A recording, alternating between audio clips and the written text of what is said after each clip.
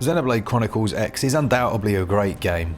I think playing these massive games for review is always difficult because you basically have to binge them. Now, there are 10 things that I've been thinking about that I think would be worth knowing before you make the purchase, or if you've already made the purchase and you've picked up the game and you're like, what the heck do I do next? Some Xenoblade mechanics are quite obscure and the game doesn't do a great deal to tell you exactly when and why you should use them. So here are 10 things you might want to know about Xenoblade Chronicles X, the definitive edition. What are they? Well, let's find out. Movement is everything. Well, it's not everything, but it is a lot of things in Xenoblade Chronicles X. Quite unexpected to me, your movement, and particularly the way that you traverse the environment, is one of the most important aspects of the game. As I'm sure you may have heard, it has a massive open world that's been designed almost as a playground for you to run around in. Running, jumping and leaping from great heights, and even climbing are things that you'll be doing a lot. When I say climbing, I don't mean you bust out the crampons and start making your way up cliffs. This isn't Breath of the Wild, but learning how to navigate tricky terrain can really help you to avoid powerful enemies. Now, what Xenoblade does is it tends to set your missions out, and the missions are all ranked by level, but invariably the route to get to a lot of these places sends you straight through high rank territory. If you don't learn how to navigate the terrain, you'll just be getting killed over and over again. With that in mind, you need to switch off your classic JRPG brain. You even need to switch off your Xenoblade Chronicles brain if you've played the other 3 games. There's 0 fall damage. Generally, if you can see a vague route up a cliff, you're actually going to be able to do it. A good tip is actually to hug the sides of cliffs and just jump from one platform to the next, thus avoiding any of the enemies in a valley. Now, of course, knowing when to fight and when not to is the main thing, but point number 1, movement is everything. On to number 2 then, and Skells change everything, but don't worry about them just yet. The Skells are the game's giant mechs. They're completely transform the way that you explore the world, but you won't get those till about 20 hours into the experience. Early on, you might find yourself stressing about getting them. I know I did, but don't stress about it. If you focus on learning the game's mechanics first, you'll have a much more enjoyable time, which also relates to point number 1. Once you do get access, Skells will allow you to traverse the land much quicker, take on stronger enemies, and obviously unlock the ability to fly. One thing to consider though is fuel management. They can also be damaged or destroyed, with all sorts of different things like customization to consider. They are a nice addition, but they don't act as the heart of the game. They're simply a moment where you go, wow, this is actually very cool. Even if some of the musical choices when flying are interesting. On to point number 3 then. The world is absolutely massive.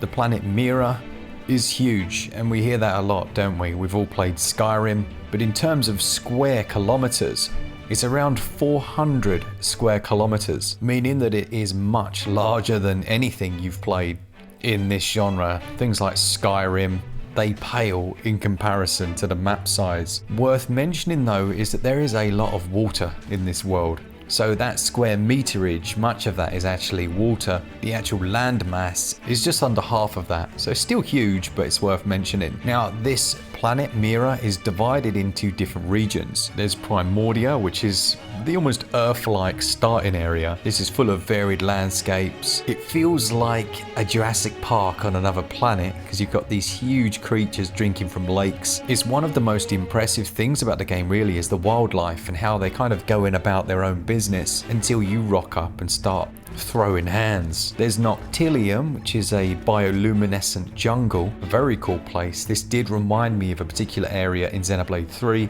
You've got Oblivia, which is a desert-like environment filled with ancient ruins and huge chasms as well that you can fall into. And it's probably worth saying there as well that if you do fall, there are times where you will actually have to respawn. Even though you don't take full damage, there are certain deep chasms that you're just not meant to fall into. There are a couple of further regions, Sylvalum and Cauldros. I'm very keen not to spoil every visual aspect of the game, so let's just keep those ones under our hat. But one's filled with massive giant plants and the other, it's a bit of a volcanic wasteland. Each of those regions has very unique enemies, as well as landmarks, and perhaps most importantly, specific environmental hazards, like the swampy area. If you go into the water, you're going to constantly take damage. Another reason why point 1 is so damn important. You can avoid most of that if you get your parkour on.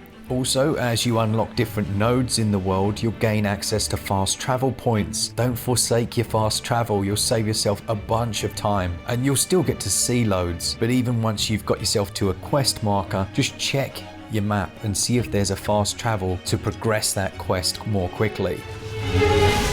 That takes us on to number 4 then, the battle system. It's a little more complex than first meets the eye. The emphasis early on is on switching up your ranged and melee combat, which can be done by the push of a button. You'll be using different arts which have cooldowns, but a key feature that could well be overlooked is the soul voice system. Basically, timed responses to your allies' prompts will grant you buffs and heals. And delving into the menus and customizing what happens for you is really important. Your soul voices can be tweaked to have a heavier emphasis on healing, and then that combat can change massively as you switch into new classes. Don't be afraid to change class quite frequently, and remember to mix and match skills from different classes to essentially make a hybrid build. Through doing so, you can really become a multi-skilled fighter rather than simply being one-dimensional. In at number 5, affinity matters, and you want to build it up. You'll gain new characters to join your squad based on a few different things. Sometimes it'll be part of the story, but others it's linked to the affinity system. Higher affinity unlocks special affinity missions, which in turn may lead to new abilities, stronger relationships, and of course new characters joining your party. Some of my favourite missions were actually these ones. You really got to know some of the characters in the world. Now you can spot these mission types quite easily on your map. They're the orangey ones. And another tip as well, rather than just run around like a headless chicken because you won't actually be able to access all missions, go into the map and then just hover the cursor over the ones that you're interested in and it will tell you if you meet the requirements. Affinity can be affected by doing the missions, certain dialogue options in conversation, of course fighting alongside characters, but there's a further system called the heart-to-heart conversations. I didn't mention these in my review and I was annoyed that I didn't, because it's actually quite a comical component really, I guess. Now, similar to some of the other Xenoblade games, the heart-to-heart moments give you more of an insight into your other party members. They can also be quite ludicrous, but they give the game a bit more heart.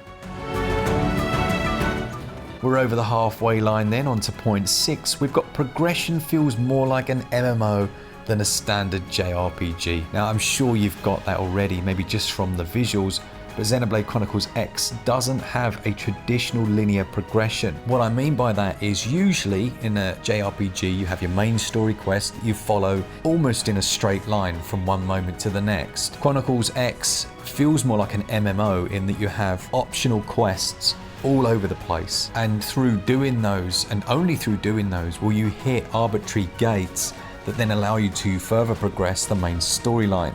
Now, as soon as you hear me say arbitrary gates, that's potentially seen as a very negative thing, and at first glance it might feel restrictive, especially if you're a player expecting that more traditional Xenoblade style. However, once you embrace the game systems, it's actually quite freeing. You get to choose how and where to progress. You take those quests, you go and perform that, and your focus shifts from just progressing the story to building your character, because there's always that next unlocked class or that new piece of gear.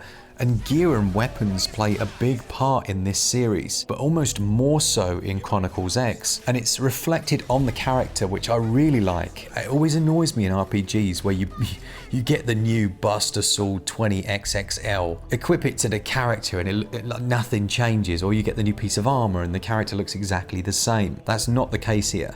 Armor and gear massively changes the look and appearance, but also if you don't like the way something looks, you've got the same system they use in the Monster Hunter series where you can essentially paint, and I use paint in air quotes, a piece of armor that you don't like the look of to look like one that you do. So embrace that slightly unusual MMO progression if you want to have a more enjoyable time, otherwise you may find yourself frustrated by those level gates.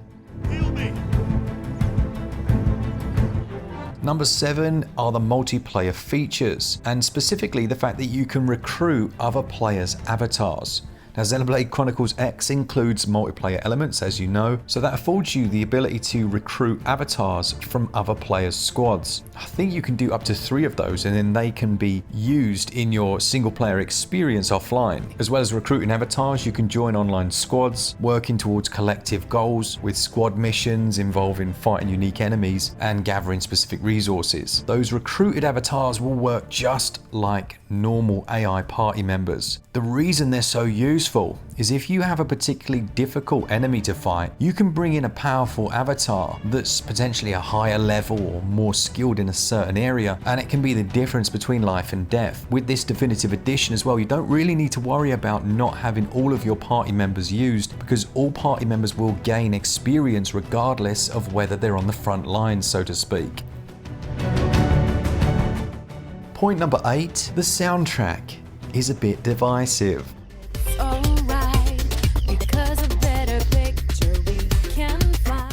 Now, the music of Xenoblade Chronicles X is composed by Hiroyuki Sawano, who has a very unique style. It blends a few different genres almost, from the orchestral to, there's a lot of spoken word in here.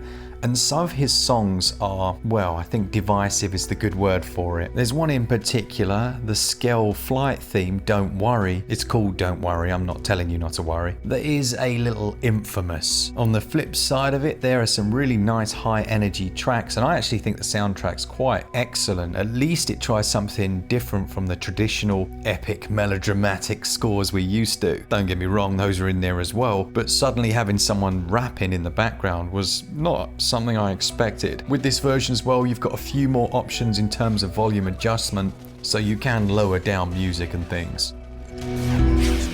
Number 9. Weather and time of day matter more than you think. The game has a dynamic weather system and a day-night cycle, both of which significantly affect gameplay. Certain enemies only appear at specific times of day, while some of the Affinity and story missions require either a set time of day, but also sometimes a weather condition. You might have to fight an enemy that will only appear when it's raining. That can actually be a bit of a pain. With that in mind, it's worth having a look at what missions you've got that require that, almost ignoring them, but keeping in the back of your mind that they have that, because if it starts to rain and you find yourself in there doing something else, it's worth pivoting and meeting that challenge while you're actually able to, because I found it quite frustrating when it just did not want to rain at certain times. Remember, you can go into the menus as well and manually change the time of day, so that's completely not an issue at all anymore. Something that is cool and perhaps a little more nuanced is that certain weapons will actually work better in different weather conditions. That's a cool detail, isn't it? Last but not least then, number 10 is actually probably one of the most important things. Use data probes early. You get taught how to use data probes. Essentially, you have nodes all over the map and you install data probes on top of them, which will afford you a number of different things. One is a mine, and it will mine that moranium, which is so useful if you want to get some of the better gear. It's also used as fuel. You just don't realize how important it is. And I think it's one of those systems that new players might completely overlook. And the reason it's an issue is because there's a cap on the amount of moranium that you can have unless you actually use those nodes, put storage points down, and get that cap raised up nice and early. It will just be a pain. Otherwise, it won't be a huge issue, but you'll be missing out on some potential upgrade paths, and fuel might become a problem. It's easily fixed, but yeah, do it early, save yourself the bother and make the most of it. So those are 10 things that I think I would have liked to have known before I played the game. A bonus one would be that the Xenoblade Chronicles X offers quite a bit of post-game content. Things like taking on super boss enemies, those massive tyrants, but there's also some other ones and some reworking of some story elements that, well, if you're new, you're gonna, I guess, just see the best version, and if you're a veteran of the games, there's something to look forward to there. We're not allowed to tell you about it. I think that's probably for the best. So let me know in the comments if there are other things that you think new players might want to know or that you didn't know that have been helpful. Yeah, let me know down there. We'll have a little chin wag. Thank you to our Patreons, our members, all of you that enjoy the content, and as always, for all things Switch, all the time, keep it Switch up. Cheers guys, see ya!